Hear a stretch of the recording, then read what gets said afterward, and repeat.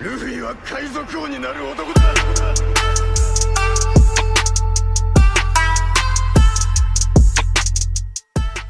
E para começar o vídeo, a primeira pergunta é do Luciano. Apesar de gostar de One Piece, você não acha que tá ficando enrolado? Eu gosto dessa pergunta porque ela é bem complexa e eu gosto de pensar sobre isso, principalmente por como ele falou gostar muito de One Piece. Eu não acho que One Piece é enrolado, mas eu acho que One Piece tem alguns problemas com publicação que fazem pra gente ser enrolado. Veja só, hoje em dia, se você pegar um arco como Dressrosa, por exemplo, e for ler o mangá, vai ser uma experiência muito rápida e muito divertida, apesar de ter 100 capítulos, na verdade mais que 100 capítulos de publicação. Porém, se você me perguntar, pra mim que já acompanho o mangá desde o fim ali do arco da Ilha dos Tritões e acompanhei Dressrosa do início ao fim no semanal, meu amigo, eu achei que não teria mais fim. Então qual é o problema de One Piece ser tão longo, já ter mais de 25 anos e parecer enrolado pra nós leitores? É o fato de que One Piece é publicado semanalmente com pouco número de páginas. Eu vou fazer um paralelo entre o Oda e o nosso canal, por exemplo. No nosso canal a gente produz roteiros de teoria, certo? E nem sempre a gente tem teoria para gravar a respeito. E as teorias já são criadas, já são conversas baseadas em cima de algo que já existe. Por exemplo, eu estou pegando uma história que já existe, eu estou lendo aquilo, interpretando aquilo e fazendo um texto de teoria a respeito daquilo. E aí gravando em seguida, editando e por aí vai. E a gente faz isso geralmente pelo menos uma vez por semana ou de 15 a 15 dias. Agora, pense comigo, se isso já dá um trabalho, imagine você produzir aquilo semanalmente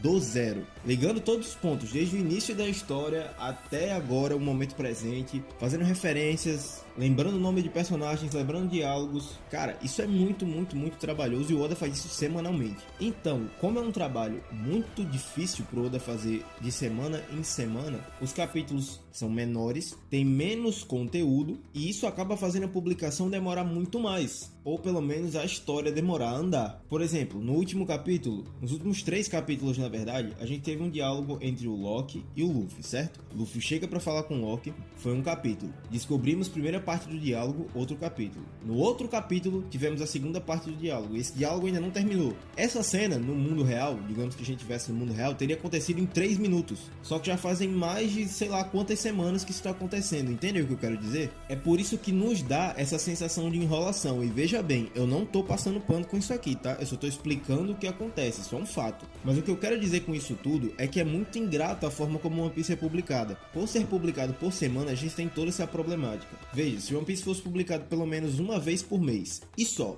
uma vez por mês, você já deve estar pensando, meu Deus, só um capítulo por mês, aí que não ia acabar nunca mais. Mas veja, um capítulo por mês daria o Oda mais ou menos entre 45 e 50 páginas ou até mais para ele desenhar. Agora pense o Oda podendo fazer um capítulo de 40, 50 páginas mais ou menos, em que ele tem meio mês ou mais do que um mês mais ou menos para pensar isso. Se ele adiantar um capítulo, por exemplo, ele vai ter um mês para pensar sobre aquele capítulo, o roteiro daquele capítulo. A gente teria um capítulo muito mais enxuto, muito melhor, com a narrativa muito mais bem feita e com muito mais conteúdo. A história ia adiantar muito mais. Só que bom, a gente sabe que o Oda trabalha num estilo de publicação que força muito ele. A gente sabe a pressão editorial que existe dentro da Shonen Jump. É um assunto bem longo aqui, daria um vídeo único só pra isso. A gente poderia falar do Togashi, do Kishimoto, que já falou muito disso na época que ele publicava Naruto ainda. Bleach é um mangá, um shonen que é a prova disso que eu tô falando, que foi um mangá que foi muito negligenciado e teve um final, perdão os sons, mas um final bem ruim, justamente por conta disso. A Shonen deu uma data, eles tinham que entregar o final até aquela data e aí o mangá foi totalmente destruído, pelo menos a narrativa do final dele. Então é um tema bem complexo, é algo que pode ser debatido aqui em um vídeo único se vocês quiserem, mas sim, por conta de toda essa problemática, pra mim One Piece tá sendo enrolado um pouco.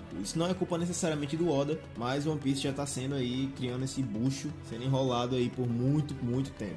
Mas de qualquer maneira vocês sabem que eu continuo apaixonado por One Piece e sempre vou ler isso até, sei lá, eu já tô beirando aí, daqui a uns 7 anos eu vou fazer 30 anos de idade e eu ainda tenho pouca expectativa de que tenha acabado, né? Então eu já quero linkar isso com outra pergunta, que é a pergunta do Danilo Lemos, que tem um pouco a ver com esse assunto, que ele pergunta aqui pra mim. Salve Supernovas, tudo bem? O que você acha desse arco? Tá decorrendo bem ou tá enrolando como sempre? Eu só destaquei essa pergunta pra dar uma dica pra você, que também tava junto comigo pensando a respeito desse assunto de One Piece ser enrolado. Se você acha que One Piece tá enrolado e se você tem dificuldade de ler semanalmente como eu tenho, por exemplo, espera o arco juntar bastante capítulos, uns 20 aí, e depois você lê tudo de uma vez. Eu tenho certeza que a leitura vai ser muito muito melhor. Eu não posso fazer isso hoje em dia, embora eu fizesse isso antigamente, porque eu tenho um canal no YouTube, então eu tenho que sempre estar gerando conteúdo aqui pra vocês e lendo os capítulos, acompanhando a história, mas fica aí de dica. De qualquer maneira, encerrado esse assunto, vamos para a próxima pergunta. Salve supernovas! Laugh Tale está no fundo do mar, ela foi uma ilha fundada pela arma ancestral? Faria mais sentido porque o Elif é perito em revestir navios e Shanks não tem nenhum tripulante com Akuma no Mi. Abraços. Cara, essa pergunta é muito interessante porque eu já teorizei milhares de vezes aqui no canal. A minha principal teoria, na verdade, é falando que Laugh Tale está no fundo do mar, mais especificamente no centro da Terra. Se você quiser saber mais sobre isso, tem um vídeo do Eiichiro Não Pode Ver. Também tem um vídeo que eu falo sobre os arcos de One Piece que vão se repetir, que estão se repetindo, na verdade, no Novo Mundo, né? É uma das teorias que a gente mais acertou aqui no canal e continua acertando. Ela constantemente se prova verdade.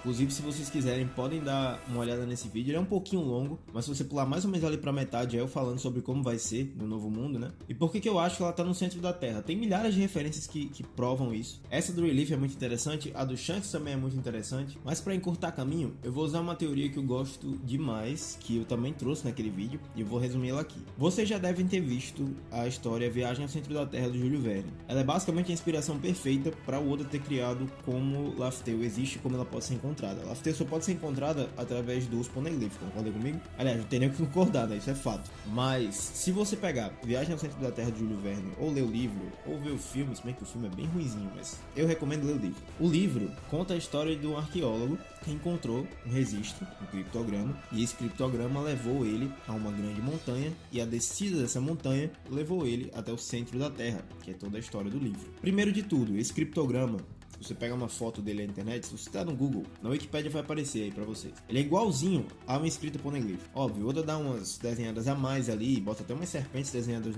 nos hieroglifos ali dos poneglyphs, mas de qualquer maneira é a mesma coisa que tá vendo. Em segundo lugar, essa história da montanha, dele descer a montanha, é uma coisa muito interessante se a gente pensa no paralelo que existe até entre arcos dentro da história de One Piece. E pra entrar na Grand Line, o Luffy sobe, ele vai pela montanha reversa, uma água que é jogada pra cima e os navios caem na Grand Line, ou caem nos outros bulls, né? Pode dar errado essa viagem. De qualquer maneira, seria interessante um paralelo no final, o Luffy descer pela montanha, pela própria Red Line, e assim ir ao centro da Terra, em vez do topo mais alto do mundo, que é na montanha reversa. E tem evidências interessantíssimas disso. Por exemplo, o trono de Mary Joyce, que você consegue ver todas as ilhas da Grand Line correndo pela Grand Line, até o ponto em que é desenhado o símbolo do governo mundial, é na verdade 4 pontos que convergem em um só. Os 4 poneglyphs que convergem em um só. Só que curiosamente, a posição em que isso tá naquele trono, naquela grande reta, é na verdade onde ficaria a montanha reversa. O próprio símbolo do reino antigo, que eu acredito que é aquele símbolo que está na roupa do Wars, porque também está em Mary Joyce,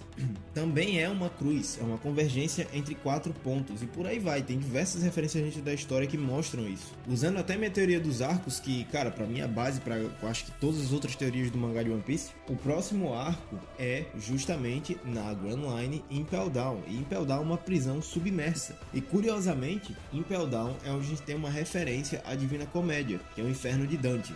A estrutura que o Oda criou para Impel Down é na verdade uma cópia de Divina Comédia. Em Divina Comédia a gente tem um inferno com vários níveis que vai até o centro da Terra. O ponto mais profundo desse inferno é o centro da Terra, onde está o Satanás, o diabo, enfim. Vocês sabem o que eu tô falando. Em Impel Down é exatamente isso. O capítulo em que isso é dito pelo Bug é um capítulo que faz um jogo de números, como eu já falei, com o capítulo 275 que se chama Divina Comédia. E é onde é falado sobre o propósito silencioso do século perdido sobre o retorno daquela grande batalha para a vitória final do reino antigo que foi destruído.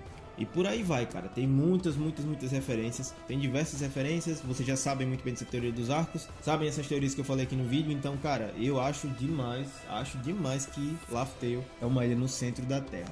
E para ter uma pergunta bem diferente aqui, eu escolhi a pergunta do Caio César. Ele fez uma pergunta muito louca, mas eu achei até que interessante, vou falar aqui para vocês. Seria possível Loki possuir a Gomu Gomu no Mi verdadeira e pensar que tem a Hito Hito no Mi modelo Nika? Isso explicaria não haver dados de uma Gomu Gomu no Mi na enciclopédia das Akuma no Mi, pois se tratava de uma fruta que sempre esteve na família real dos gigantes, guardada e escondida. Cara, é uma teoria que eu não acho que o Oda vai fazer isso, mas é muito interessante você pensar assim, porque poderia realmente ter acontecido uma coincidência coincidência. Tanto que o Luffy só sabe que a fruta dele é a Gomu Gomu no Mi e só usa esse nome nos seus ataques por conta do Shanks. Porque o Shanks falou pra ele que era a Gomu Gomu no Mi, a fruta da borracha. E o Shanks é totalmente envolvido com Elbaf. Seria muito interessante pensar que os gigantes achavam que tinham aquele tesouro, que era a fruta Gomu Gomu no Mi, e achavam que usando essa fruta se tornariam o Deus do Sol por isso, porque ele tinha um corpo de borracha. É um pensamento muito interessante de se pensar, porque faria com que os gigantes vissem que eles na verdade não são, nem são predestinados a ser o Deus do Sol, e sim outra pessoa. E também seria muito interessante ver o Loki com poderes de borracha, coisa que, se acontecer, o Oda mais uma vez vai se provar um gênio, porque o Luffy já lutou com alguém que tinha os poderes dele lá em Thriller Bark. Thriller Bark, inclusive, é uma das primeiras vezes em que a gente tem referências diretas à mitologia nórdica, e Elbaf também é citada. Óbvio, Elbaf é citada a primeira vez em Little Garden, lá no início da história, mas referências à mitologia nórdica mesmo a gente só encontra em Thriller Bark. Então é muito interessante pensar nisso, e talvez seria uma espera até ingrata para os gigantes, porque imagine que o Loki tem essa fruta e ele pensa que em algum momento ele vai conseguir despertar ela, e despertando ela ele vai se tornar o Deus do Sol, só que isso nunca vai acontecer porque é a fruta da borracha, não é do Nico. E seria interessantíssimo de verdade, apesar de que eu acho pouco provável que o Oda vai fazer isso. Eu acho que se o Loki tiver uma fruta, ou ela vai ser a fruta da serpente de Jormungandr, ou a fruta do lobo Fenrir, ou... eu vou colocar essa como uma terceira opção. Eu vou acreditar nessa teoria. Vamos junto nessa. Se isso acontecer, eu vou referenciar o Caio César aqui nos próximos vídeos do canal. Eu achei muito interessante essa teoria, apesar de maluco. E é com isso que eu encerro esse vídeo. Espero que vocês tenham gostado. Se vocês curtiram, deixa seu like. Não esquece de se inscrever aqui no canal para aumentar nossa recompensa no YouTube. Também confere o nosso Instagram, onde a gente bota o post de perguntas para vocês mandarem suas perguntas e a gente responder aqui em vídeo. E é isso, galera. Valeu!